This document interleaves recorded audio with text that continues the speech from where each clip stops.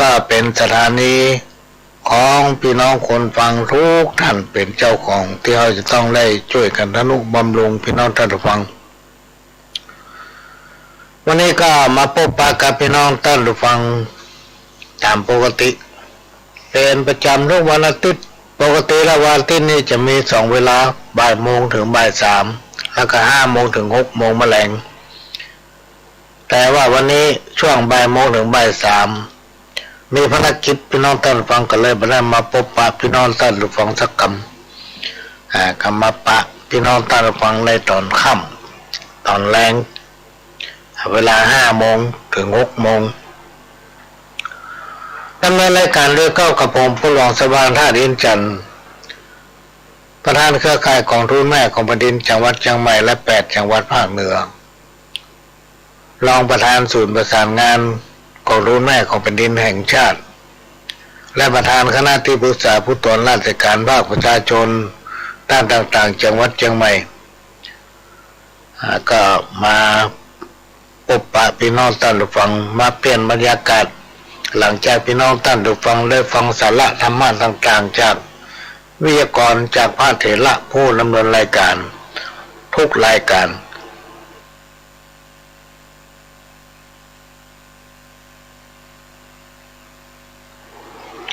ช่วงนี้ก็มาฟังขโยมเก่าจะได้นำเอาสาระสัพพะร้อยอันพันเรื่อง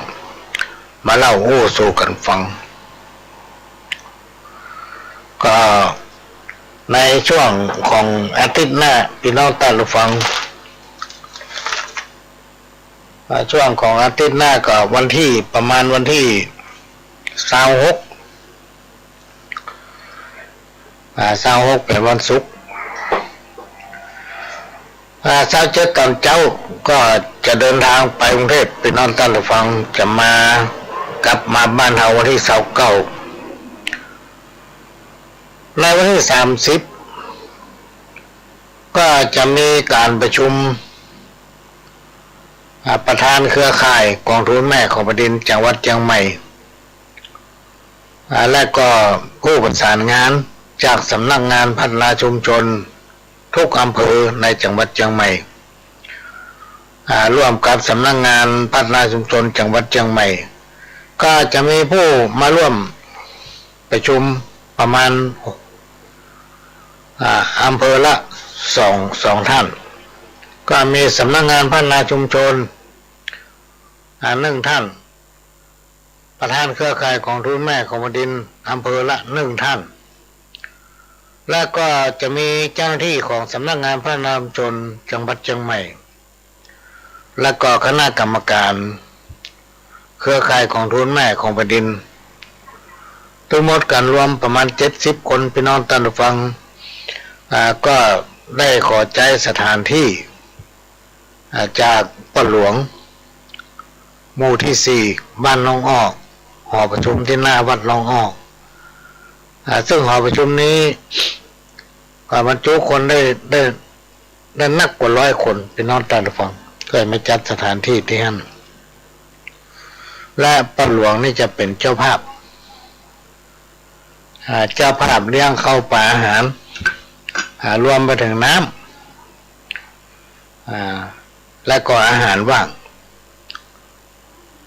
ซึ่งเราเป็นประธานมาได้หลายปีละพี่น้องท่านผู้ฟังเพราะว่าครบวาระไปหลายเตื้อ ปีนี้ก็จะมาประชุมวางแนวในการปฏิบัติแล้วก็จะวางกฎเกณฑ์กฎระเบียบของเครือข่ายทำไมหลังจากพ้นจากภาวะที่ผ่านมา 2-3 ปีพี่น้องท่านผู้ฟังไวรัสโควิดเนี่ยมันระบาดนักนะในบ้านเฮาเมืองเฮาก็มีคนตายกันนักปัจจุบันแม้นว่ามันจะหายไปพ้องก็เป็นต้นทุนแห่งการทำความดีพี่น้องท่านผู้ฟังเป็นต้นแบบในการทำความดีเพราะนั้นการที่เป็นคนนำคนนั้นจะต้องเป็นผู้ที่มีความเหมาะสมและมีความพร้อมหลายๆด้าน มีพื้นฐานที่ดีมีความคิดสร้างสรรค์มีวิสัยทัศน์สามารถที่จะนำคนอื่นได้คนที่จะนำคนได้ในตัวเองจะต้องมีความพร้อมแต่หลายด้านพี่น้องท่านผู้ฟังซึ่งเป็นส่วนประกอบมีประสบการณ์มีความจริงใจความจริงใจเนี่ยสำคัญพี่น้องท่านผู้ฟังสำคัญขนาดเขาจะแย่อย่างเขาต้องมีความจริงใจเขาจะไปมาหาสู้ภัยเขาก็ต้องมีความจริงใจต่อเปิ้นความจริงใจเนี่ยเป็นสิ่งที่หลายๆคนต้องการหลายๆคนปรารถนาที่ต้องพบความจริงใจเนี่ยมันหายากนะบางผู้บางท่านปากว่าแต่ใจในบัดตามฟู่เอางามเอาน้ำใสมาสวยหน้า เพราะนั้นงานของรุ่นแม่ของบดินทร์เป็นงานที่ต้องสอนให้คนเป็นคนดีมีความฮัก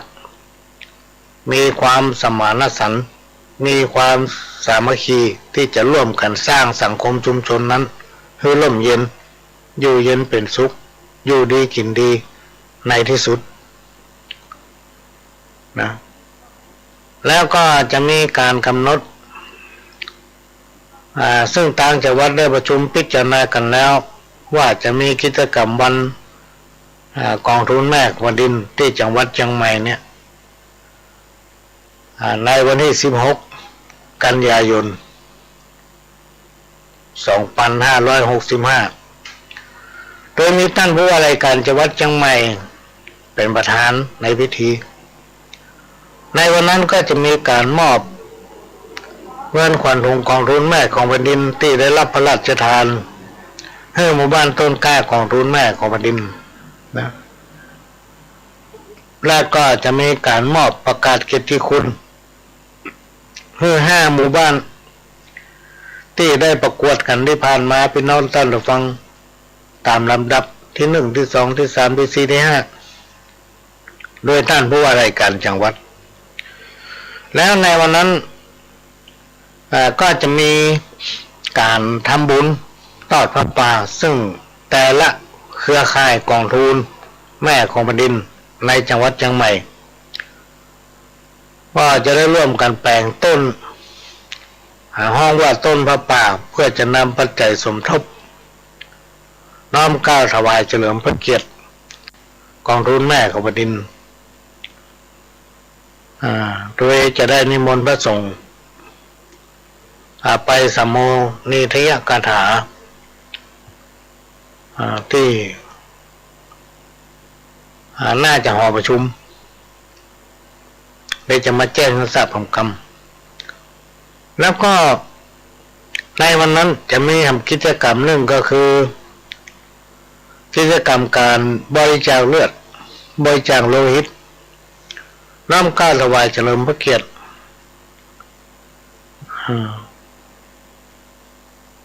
ในวันนั้นมี3กิจกรรมด้วยกันเรื่องนี้ก็จะมาชี้แจงและก็แสดงความคิดเห็นกันในที่ประชุมในวันที่30นี้ที่ใจสถานที่ของวัดหลวงพ่อเนี่ยช่วงเมื่อบ่ายโมงมาถึงบ่าย3เนี่ยมาได้มาเข้ารายการพบปะพี่น้องท่านผู้ฟังเนื่องจากวัดไทยปะคณะกรรมการตัวแทนของพี่น้องหมู่4นะของมนุษย์พี่น้องหมู่4ประหลวงนิพนธ์อำใสแล้วก็คณะกรรมการตัวแทนของวัดก็ได้อู้จากันก็เลยได้มาปะพี่น้องท่านผู้ฟังสักคำนะตอนนี้มาปะละแล้วกันในวันที่26 27 28 29นี้อยู่กรุงเทพเนอะพี่น้องท่านผู้ฟังอาจจะไม่ได้มาพบปะกับพี่น้องท่านผู้ฟังก็ต้องขอสุมาภัยด้วยก็จะได้ฝากท่านผู้อำนวยการสถานีนำเอารายการสาระแล้วแต่ทางสถานีเปิ้นจะดำเนินการให้ที่แรกประหลวงจะเดินทางวันที่26 แต่ก็ปรากฏว่าในวันที่27นั้นเพิ่นจะมาตรวจสุขภาพเวลา5 โมงก็เลยว่าเราไปวันที่27เนาะไปถึงก็เข้ารายงานตัวพวกก็จะตรวจสุขภาพแล้วก็กักตัวอยู่ที่นั่น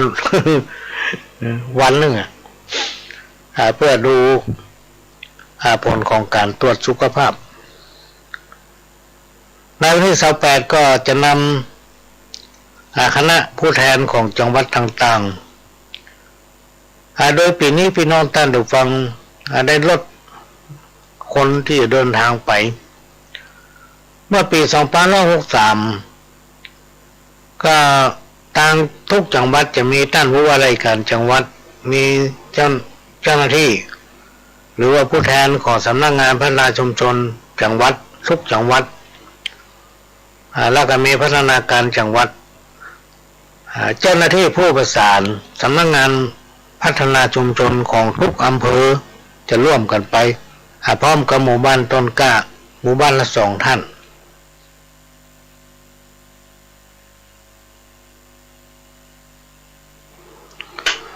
ก็จะเดินทางไปถึงกรุงเทพมหานครและในปีนี้มันหลายหลักประการหลายเหตุผลพี่น้องท่านผู้ฟังด้วยไวรัสโควิดด้วยด้วยเรื่องทางด้านงบประมาณนะก็เลยมีตัวแทนของแต่ละจังหวัดไปจังหวัดเชียงใหม่ก็มีผู้หลวงสว่างท่าดินจันทร์เนี่ยประธานเครือข่ายแต่ละจังหวัดก็จะมีประธานเครือข่ายของแต่ละจังหวัดไปปีนี้ท่านผู้ว่า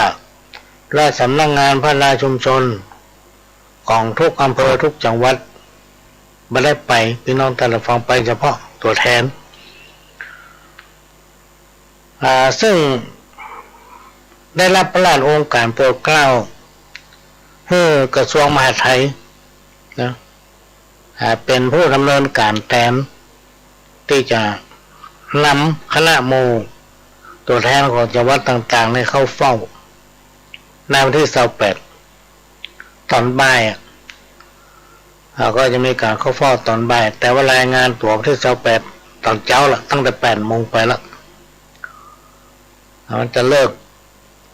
แล้วกิจกรรมนี้ก็ค่ำหน่อยค่ำก็จำเป็นต้องอยู่ที่พุ่นทำคืนพี่น้องท่านผู้ฟังแล้ววันที่29นั้นเดินทางปิกจากกรุงเทพถึงเชียงใหม่ก็มาแน่ใจว่าถึงกี่โมงพี่น้องท่านผู้ฟังเพราะจะเดินทางจากที่พุ่นมานี่บ่าย 2ถ้าปกติมันก็จะใช้เวลาชั่วโมงป่ายแต่มันแน่มันอาจจะเลทจะยังอันนี้ก็เป็นเรื่องหนึ่งแล้ววันที่29มาถึงเชียงใหม่อาจจะเป็นตอนค่ำตอนแรงวันที่30ก็จะมีการประชุมเครือข่ายถึงจังหวัดเชียงใหม่โดยใช้สถานที่หอประชุมหน้าวัดหนองอ้อหน้าวัดหนองอ้อทางพ่อหลวงและคณะก็จะเป็นเจ้าภาพในการเลี้ยงข้าวปลาอาหารได้เรื่องยันได้แล้วก็จะได้มาประสานบอกแจ้งพี่น้องหมู่บ้านเครือข่ายของทูลแม่ของแผ่นดินจังหวัดเชียงใหม่ซึ่งมี600 กว่าหมู่บ้านอันนี้ก็เป็นเรื่องที่นำมาเล่าสู่กันฟังพี่น้องท่านผู้ฟังเป็นภารกิจที่ทำถึงวันเนี่ยก็คิดว่าน่าจะอยู่ประมาณสัก2 ปีสักปีปลายหรือว่า2 ปีเนี่ย แค่ย่างเหมือนกันละพอหาคนแทนอยู่เดี๋ยวนี้พอหาคนแทนก็จะมาอยู่กับพี่น้องท่านผู้ฟังเนี่ยไปไหนละย่าง อันนี้มันเป็นงานสาธารณะหรือห้องว่าเป็นงานจิตอาสาพี่น้องท่านผู้ฟังเราต้องการให้สังคมชุมชนนั้นมีความฮักสมัครสมานสามัคคีโดยเป็นหมู่บ้านที่น้อมนำพระราชปณิธาน ในการสร้างความดีปฏิบัติตนตัวให้เป็นคนดีแล้วทำตนเองให้เป็นแบบแล้วขยายไปถึงลูกถึงเต้าถึงพี่ถึงน้องถึงพี่น้องประชาชนในหมู่บ้านการที่จะสอนคนอื่นนำคนอื่นนั้นตนเองจะต้องเป็นแบบอย่างให้เปิ้นไม่ใช่ว่าไปจี้นิ้วใส่เปิ้นอย่างเดียวล่ำพอตัวเก่าอันนี้สำคัญพี่น้องท่านผู้ฟังถ้าเราเป็นคนนำคนเนี่ยเขาจะต้องไม่แยกพรรคแยกพวกถ้าคนไหนคิดว่าคนนั้นเป็นพวกคนนั้นคนนี้เป็นฝ่ายพวกคนนี้ไม่ใช่คนพี่น้องท่านผู้ฟังเพราะถ้าเป็นคนที่เป็นคนที่มีส่วนร่วมในการพัฒนาตนในการพัฒนาสังคมตนเองจะต้องมีพรรคพวกจะต้องเป็นคนกลางนะยิ่งเป็นผู้นำหมู่บ้านเนี่ยพี่น้องชาวบ้านจะต้องเป็นคนในครอบครัวของตนเองซึ่งเป็นครอบครัวใหญ่ที่เราจะต้องไม่เอียงซ้ายไม่เอียงขวาถ้าเราเป็นผู้น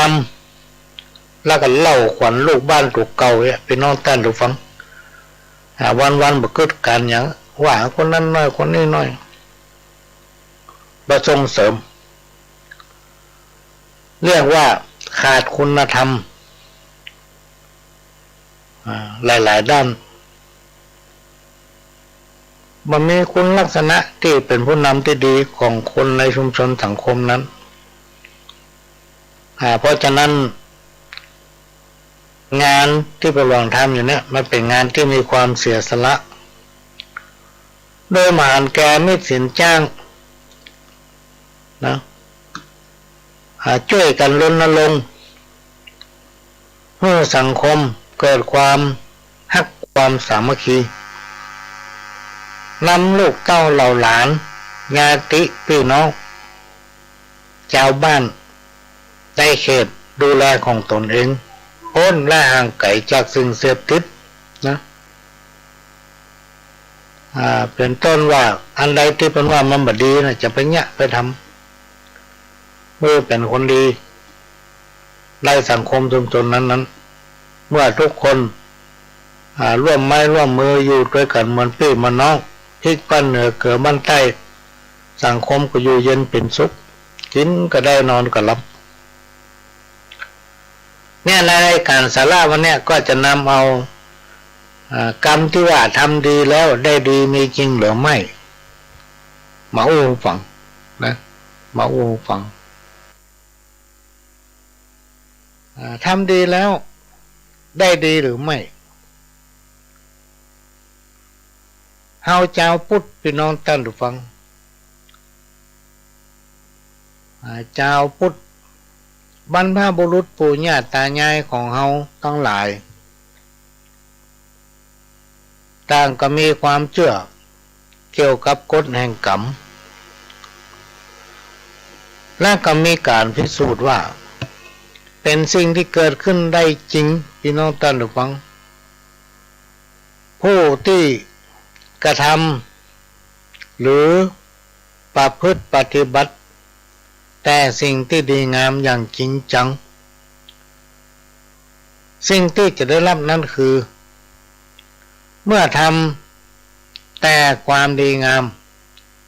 และรู้จักคุณและโทษย่อมนำมาซึ่งความสุข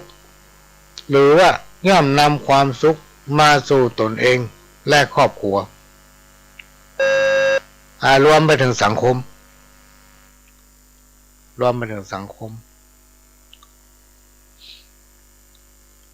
เปรียบได้เหมือนปลูกข้าวได้ข้าวพี่น้องท่านผู้ฟังปลูกข้าวได้ข้าวปลูกมะม่วงได้มะม่วงคนผู้ใดประพฤติปฏิบัติแต่กรรมดีย่อมได้รับผลดีจากการกระทำนั้นครูบาอาจารย์ท่านได้กล่าวไว้ว่าอุปนิสัย โดยรวมของมนุษย์คนเฮา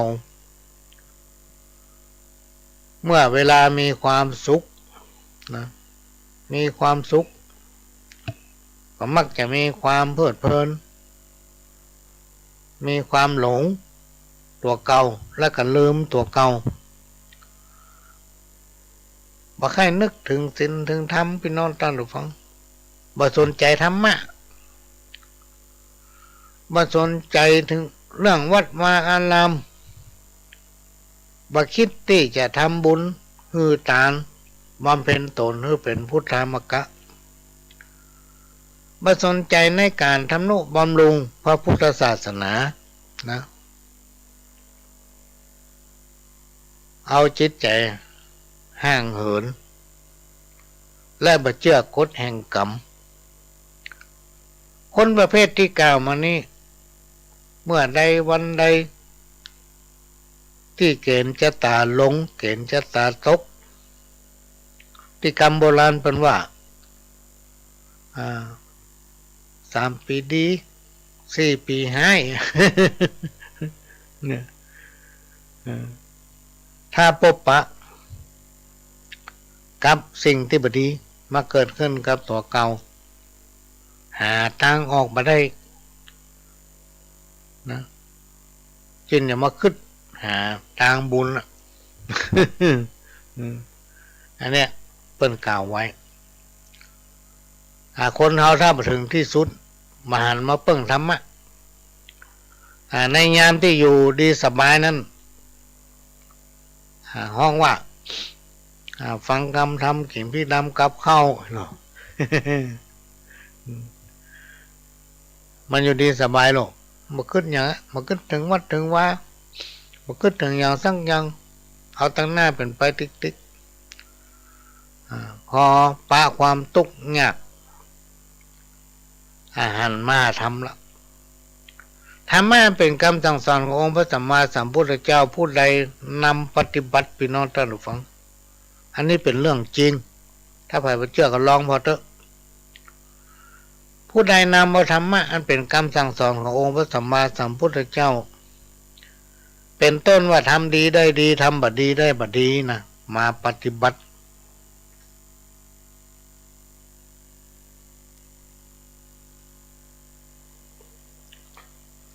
นำมาปฏิบัติแล้วท่านถึงจะรู้ว่าโอ้ธรรมะคำสั่งสอนขององค์พระสัมมาสัมพุทธเจ้าที่เป็นห้องว่าธรรมะขั้นพื้นฐานศีล5 ข้อหรือว่าคุณธรรมจริยธรรมเนี่ยถ้าไผ่นำปฏิบัติได้เนี่ยมันจะเป็นหนทางออกจากความทุกข์หรือวิบากกรรมนั้นๆมันจะเป็นทางออกแห่งความทุกข์จากผลของวิบากกรรมนั้น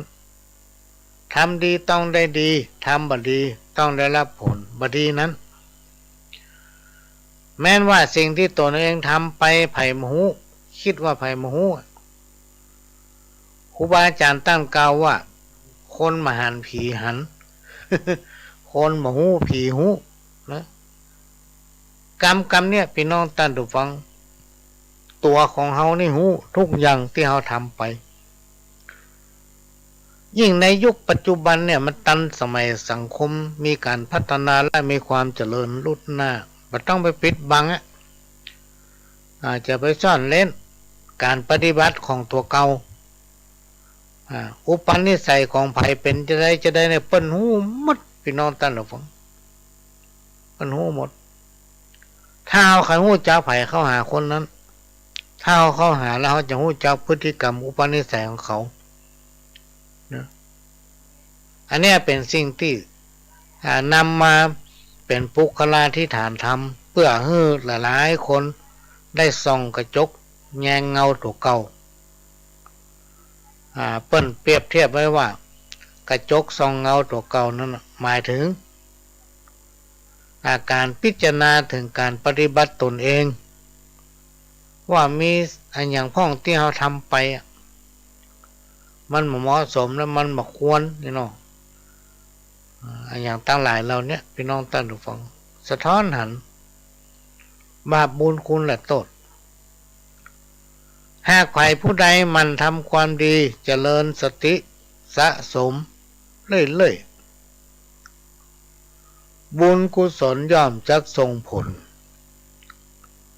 เมื่อมีวิบากกรรมกระนำเข้ามาในชีวิตผลของกรรมดีที่ได้สร้างและสั่งสมไว้พี่น้องท่านผู้ฟังจะเข้ามาส่งผลเป็นเหมือนกำแพงกั้นทุกขเวทนานะ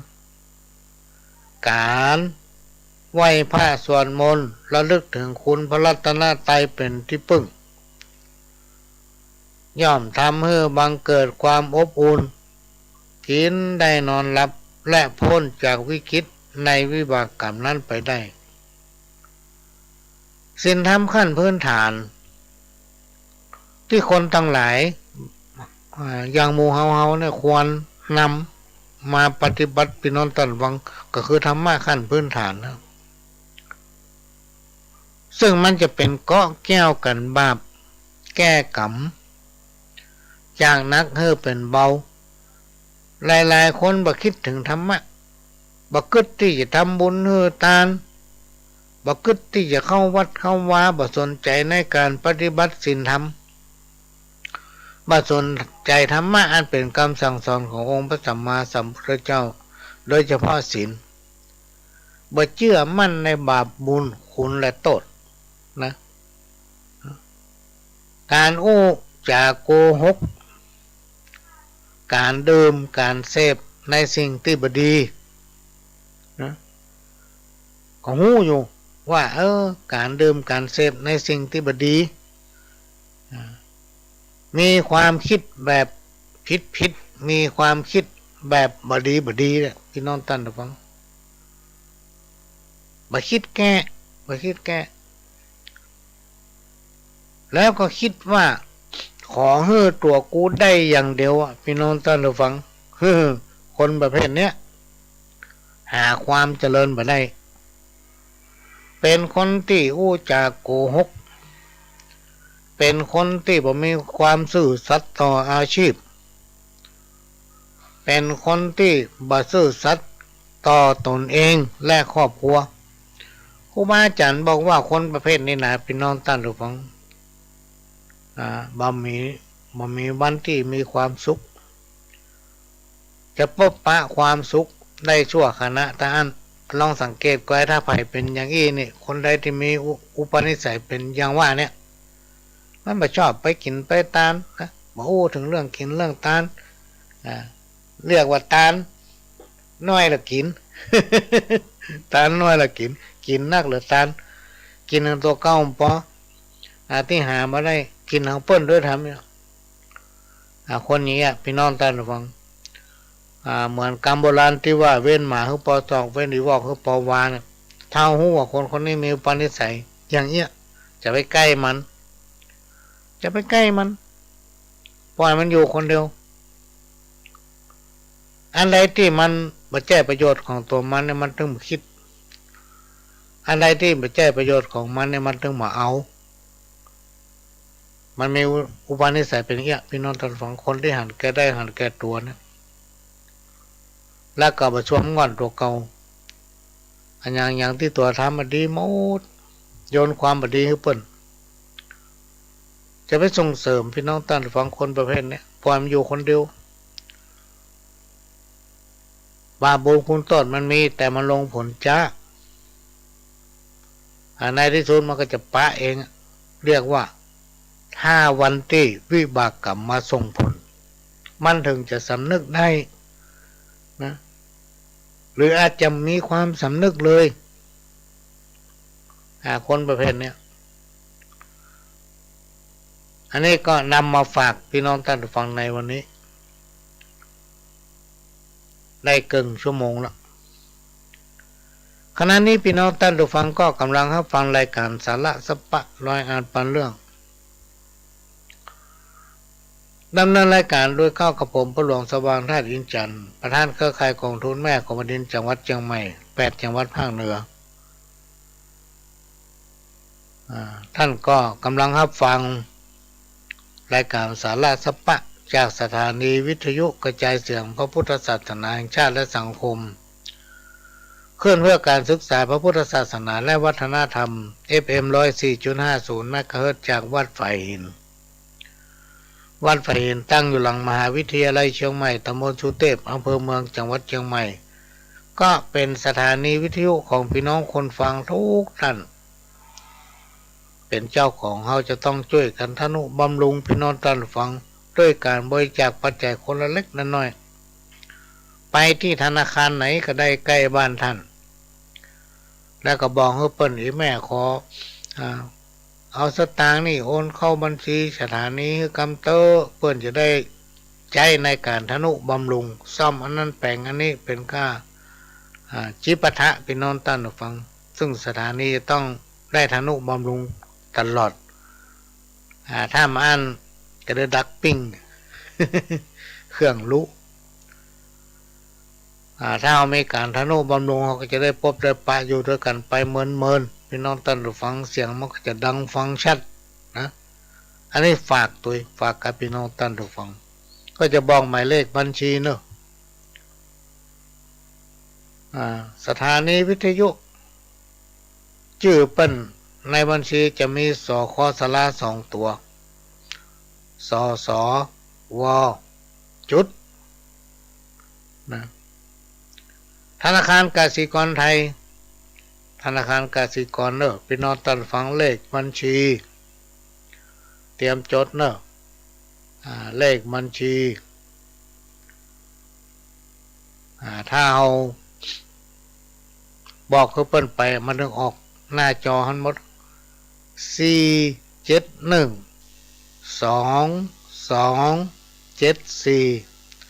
927มันก็จะออกโชว์ให้นะพี่น้องท่านฟังธนาคารกสิกรสาขาถนนสุเทพก็ไปที่ธนาคารได้ไปบอกเขาเปิ้นในยุคปัจจุบันเนี่ยการไปหันมานี่เนี่ยพี่น้องท่านฟังไปไหนมาไหนโอ้มันลำบากรถมันนักเต็มถนนทั้งวันเอาว่าวันนี้พอมีคนพอมีรถโอ้ออกบ้านไปเต็มถนนแล้วสำหรับพี่น้องคนฟังที่ฟังรายการอยู่วันนี้ก็จะนำธรรมะมาฝากโดยเฉพาะเรื่องสังฆาวัตถุ4 ประการเนี่ยเป็นธรรมะที่ทำให้คนเรามีความสุข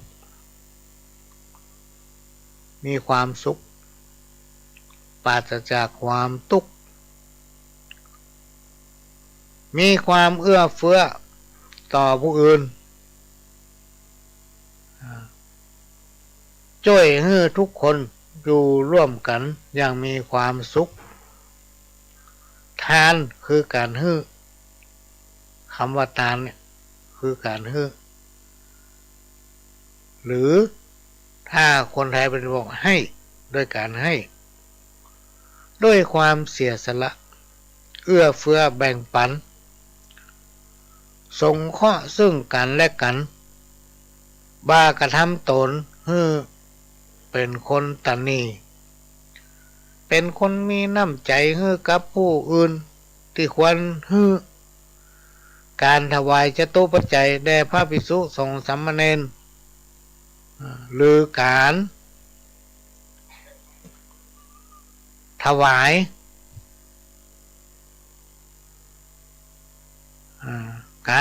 ทานแก่พระภิกษุสงฆ์การช่วยเหลือผู้ประสบภัยพิบัติต่างๆบริจาคทรัพย์หรืออุทิศแรงกายเพื่อช่วยเหลือคนเหล่านั้นอุทิศ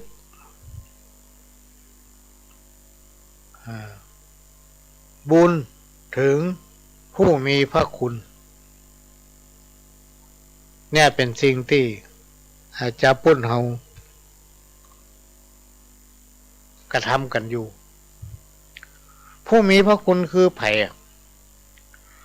ก็คือบิดามารดาครูบาอาจารย์นะ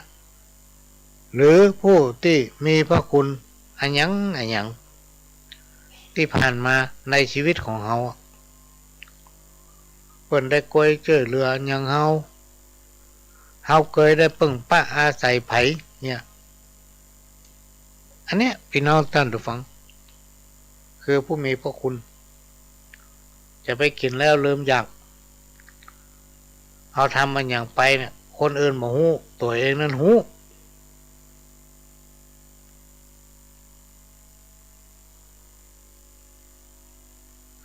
เขาจะต้องมีการแผ่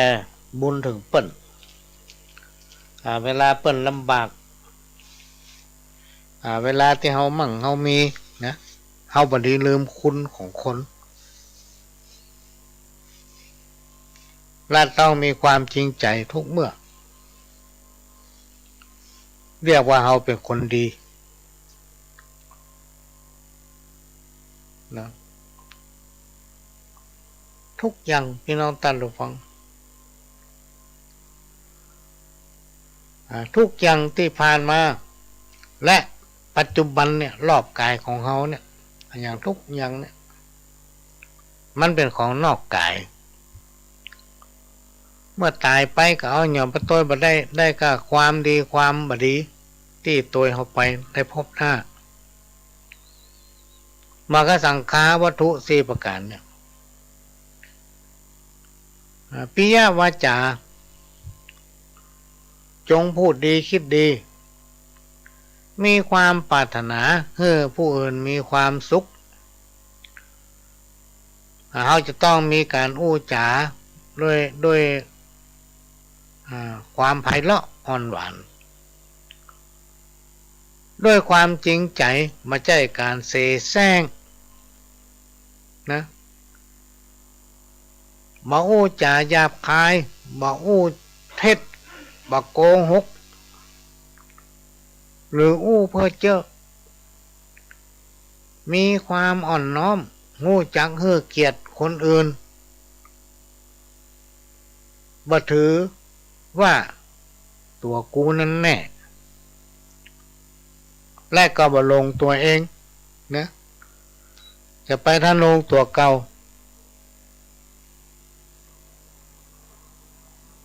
อันนี้คือปิยวาจาอัตถจริยาคือการช่วยเหลือซึ่งกันและกันหรือให้การช่วยเหลือผู้อื่นด้วยกายด้วยปัญญาหรือด้วยทรัพย์เพื่อประโยชน์ของคนหมู่มากทุกอย่างทำด้วยความจริงใจเต็มใจนะทำไปเถอะพี่น้องท่านผู้ฟังสิ่งที่ดีงามเนี่ยครูบาอาจารย์ท่านกล่าวไว้ว่าได้บุญกล้าคิดก็ได้บุญแล้วนะในสมัยพุทธกาลเนี่ยเพิ่นว่าถ้าคิดบ่ดีเนี่ยกล้าเขาคิดบ่ได้ก็เป็นบาปถ้าทำแล้วเนี่ยพี่น้องท่านผู้ฟังมันจะเกิดโทษอย่างมหันต์นะ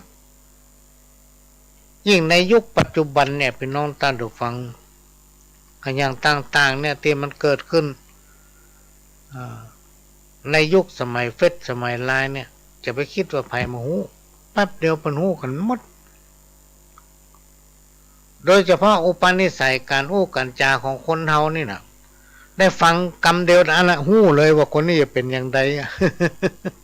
เนี่ยก็มาฝากไว้สมานัตตาคือเป็นคนบ่ถือตนเป็นคนที่มีความสม่ำเสมอมีความจริงใจกับคนจริงใจต่อตนเองและคนอื่นบ่เอาเปรียบไผมีใจนักแน่นมั่นคงอันนี้จังคือความบัดเที่ยงทุกขังความทุกข์ใดๆที่เกิดขึ้นล้วนเป็นสัจธรรมไผๆก็ไม่สามารถหลีกเลี่ยงได้นะอันนี้ฝากไว้เป็นข้อคิด พี่น้องท่านผู้ฟังปรารถนาที่จะมีความสุขความเจริญความอยู่เย็นเป็นสุขกินได้นอนหลับอยู่ไหนก็ม่วนก็ให้น้อมนำเอาธรรมะอันเป็นศีลเป็นธรรมหรือว่าธรรมะขั้นพื้นฐานอย่างเราจะบ้านศีล5 ข้อเนี่ยนำปฏิบัติทำไปได้เลยพี่น้องท่านผู้ฟังความดีเนี่ยมันมีขายซื้อกันไม่ได้กุศลผลบุญก็มีขายซื้อมาได้ถ้าใครอยากได้ต้องทำคนเดียวนะทำดีเนี่ยมันยากพี่น้องท่านผู้ฟังมันยากอย่างใดกลัวมันจะหันผลนะบางคนทำดี คิดอยู่หั่นน่ะหาว่าจะได้ดีมาหันได้สักเตื้อมันได้จ้ามันมาจ้าอย่างบุญเนี่ยพี่น้องท่านผู้ฟังตกน้ำอะไรตกไฟมาไหม้แล้วมันมีแต่อันนี้จากประสบการณ์ชีวิตในสมัยก่อนนี่บอกเคยเชื่อพี่น้องท่านผู้ฟังที่เป็นว่าบาปบุญคุณโทษเป็นเงาที่ตามตัวเฮาไว้นะบอกว่าจะไหนที่รับที่แจ้งพี่น้องท่านผู้ฟังผีหูผีหันหมด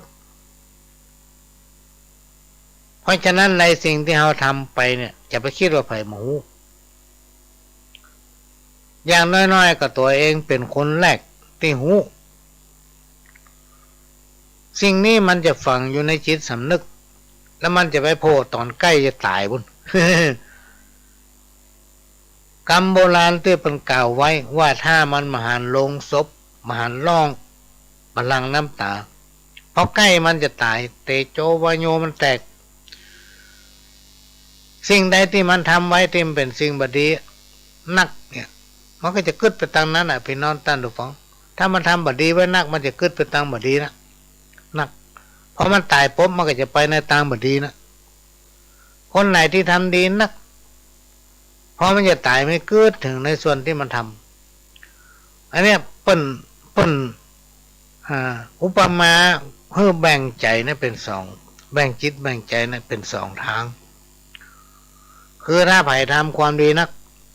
ใกล้จะตายมันจะกึดถึงความดีพอมันตายไปมันจะไปสู่สุคติสัมปรายภพถ้าไผ่ทำความบดีไว้นักใกล้มันจะตายมันจะนึกถึงความบดีที่มันทำแล้วมันตายไปปั๊บเนี่ยมันจะไปตกจะต้องไปตะลงวิบากกรรมนะไปชดใช้กรรมที่มันทำในโลกภายหน้าเนี่ยพี่น้องท่านผู้ฟังบัดถ้าไปจุ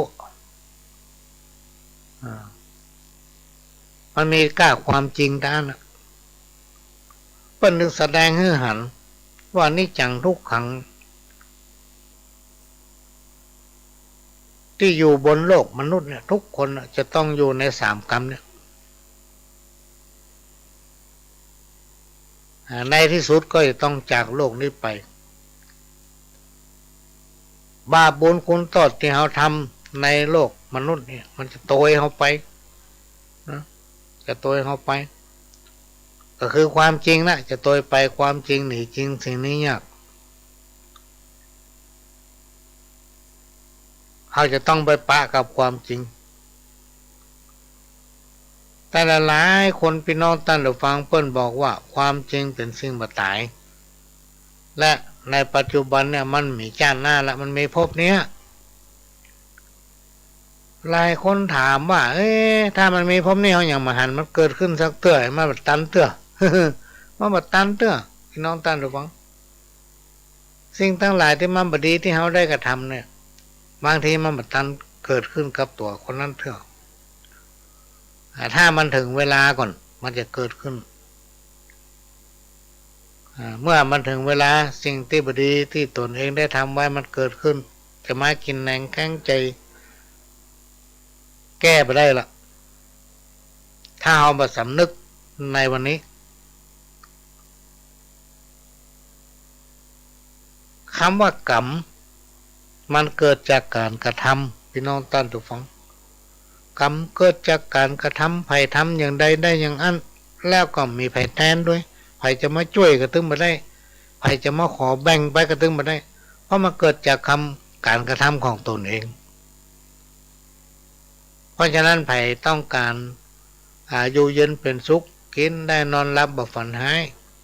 ก็ทำกรรมดีไว้นักหยุดและยั้งการประพฤติทำความบดีหยุดและยั้งการปฏิบัติตนและมีอุปนิสัยบดีนะมันจะเป็นภัยแก่ตนเองในอนาคตเพราะว่าบาปบุญคุณโทษมันมีนะบาปบุญคุณโทษมันมีวันใดที่เกณฑ์จะตายอย่างเขาดีอยู่เนี่ยมันบลงโทษบลงทันวันใดที่เกณฑ์จะตายไปลงไผ่ตกนะระวังไว้เถอะอันนี้เป็นสิ่งที่นำมาฝากมันเป็นความจริงนะพี่น้องท่านผู้ฟังบาปบุญคุณและโทษเนี่ยคนเรามีบุญเหมือนกันหมดแต่มันไม่เท่ากันอยู่ที่การประพฤติปฏิบัติของตนเองคนเรามีกรรมที่เกิดจากการกระทำของตนเองเหมือนกันทุกคนมันมีเว้นนะกรรมที่เกิดจากการกระทำนั้นมันบ่เว้นไว้สักคนแล้วแก้ไปได้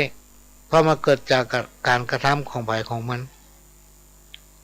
อันนี้ก็มาฝากไว้พี่น้องท่านผู้ฟังกรรมเก่าวันนี้เต็มว่าพริกหลวง11,500เต็มว่าพริกหลวง11,500บัดเต้าพริกน้อยฝ่ามือ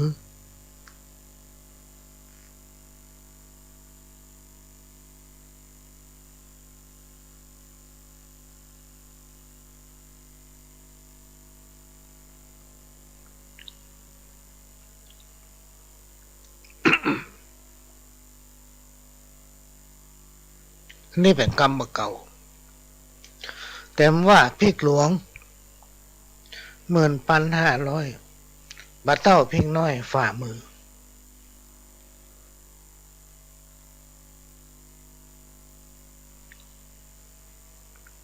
มีความหมายว่าพริกเม็ดใหญ่เม็ดหลวงเนี่ยพี่น้องท่านผู้ฟังมีเป็นกอบเป็นกำมีเป็นกิโลมีเป็นเข่งเป็นซะแต่มันแบบมีรสเผ็ดเหมือนกับพริกน้อยเม็ดเดียวหรือว่ามีน้อยฝ่ามือพริกในยุคปัจจุบันเนี่ยเป็นนอนตัดฟ้าอย่างมันแปรไปหมดมันเหมือนก่อนแต่ก่อนนี่พริกเดือไก่นี่เขาว่าสุดยอดแล้วถ้าบ้านไผ่มีพริกเดือไก่สักต้นเวลาเขาจะทำข้าวป่าอาหารก็ไปเก็บมาสัก4-5 เม็ดเอามาทำทุกบ้านจะมีต้นพริกต้นมะเขือเนาะเคียงข้าจะใครแต่ในยุคปัจจุบันเนี่ยพริกก้นจี้เนี่ยแบบเผ็ดพี่น้องท่านหรือเปล่าว่าเผ็ดโอ้มันเกี่ยวกันอย่างมันกลายพันธุ์ไปพริกแต่ขี้นกจะเผ็ดถ้ามีเม็ดเดียวน่าจะเผ็ดและส่วนมากปลูกผักก็บักไข่ใหญ่โดยเฉพาะในช่วงเนี้ยปลูกผักบักไข่ได้ผลเพราะมันเป็นช่วง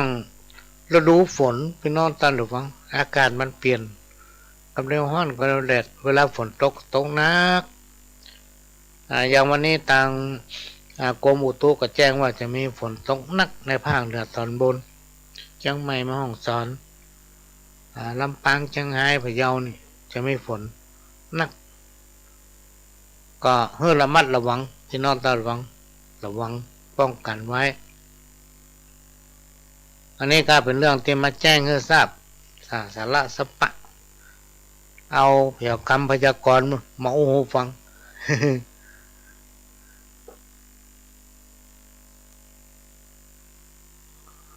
โดยเฉพาะฝนเนี่ยจะไปหำถ้าไผ่เปียฝนหำฝนขจายอาบน้ำนะ กรรมบักเก่าทำกรรมหนึ่งคนใจบุญจ้างห่มมีลาภ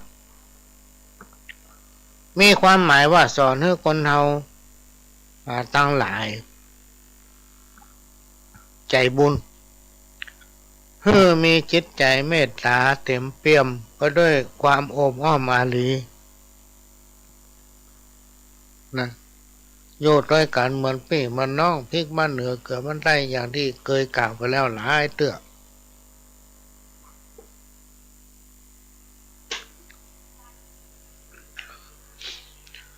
การบักกล่าวทำกรรมหนึ่งจวนไปวัดเหมือนจักหางเต่าจวนกินเหล้าถึงไหนถึงกันวะ อันนี้มันเป็นอุปนิสัยพี่น้องท่านผู้ฟังเป็นอุปนิสัยของคนบางคนที่เปิ้นบ่ชอบก็มีบางคนเปิ้นชอบกินชอบเที่ยวชอบไปก็ไปติ๊กๆนะบางคนเปิ้นบ่ชอบไปตึงไปที่ไหนบ่ก็ตึงบ่ไปอยู่บ้านเฮาก็ได้กินเปิ้นคิดนี้อันนี้ต่างจิตต่างใจเพราะนั้นเราจะต้องเป็นแบบเพื่อกับลูกกับหลานเป็นแบบเพื่อกับคนชาวบ้านถ้าหลายๆคนร่วมกันทำตนเองเพื่อเป็นแบบแค่คนทั้งหลายมีความขยันหมั่นเพียรจะทำอะไรอย่างก็ทำที่มันมีความจำเป็นที่ต้องทำในการประกอบสัมมาอาชีพและกับสิ่งแวดล้อมที่มันแวดล้อมในตัวเราเป็นสิ่งที่เราจะต้องทำก็คือทำเมื่อทำแล้วมันจะมีความสุขเพราะเราไม่ได้เบียดเบียนไผประการสำคัญคืออยู่ตามหน้าที่ของไผของมันจะไปยึดติดพี่น้องท่านผู้ฟังจะไปยึดติดกับอันอย่างคนไหนทำอย่างใดมันจะได้อย่างอันนี้เป็นกรรมของครูบาอาจารย์พี่น้องท่านผู้ฟังเพิ่นบอกว่าไผทำอย่างใดได้อย่างนั้นแล้วมันมีจานหน้ามันมีจานเนี้ยโวยๆเนี่ยลองพอไปเถอะถ้าไปเชื่อก็ลองพอไปอันนี้จากการที่เขามีประสบการณ์เขาพอมาโดยตลอดอันนี้เป็นความจริงที่เป็นความจริงเป็นสิ่งบ่ตายให้ทำอย่างใดจะได้อย่างนั้นสิ่งที่ทำไว้นั้นถ้าทำดีก็จะเกิดประโยชน์ต่อตนเองถ้าทำแบบนี้จะกลายเป็นทำลายตนเองจากการกระทำของตนเองที่ว่าความดีมันมีขายเนี่ยบุญก็มีขายโอกาสเวลาก็มีขายแล้วก็วันเวลาก็มารอไผ่ตัวอันนี้เป็นสิ่งที่นำมาฝากเนอะพี่น้องท่านผู้ฟังช่วยกันเผยแพร่และนำเอาคำสอนอันเป็นธรรมะเป็นคำสั่งสอนขององค์พระสัมมาสัมพุทธเจ้าออกไปต่อกันไปอย่างเขาไปวัดมานะเป็นอย่างพ่องวัดกลับไปลูกเต้าเหล่าหลานฟังถ้ามีโอกาสกระจักชวนเขาไปอย่างในช่วงการพรรษาเนี่ยจะมีหลายพื้นที่ที่มันมีธรรมะสัญจรก็ชวนเขาไปฟังฟังมาเวลาหมดสำหรับพี่น้องท่านผู้ฟังพ่อหลวงก็จะขอนำรายการนี้จากพี่น้องท่านผู้ฟังไปก่อนขอให้คนฟังทุกท่านโชคดีเหมือนกันกู้คนจากกับผมพ่อหลวงสว่างท่านจันทร์ขอสวัสดีครับ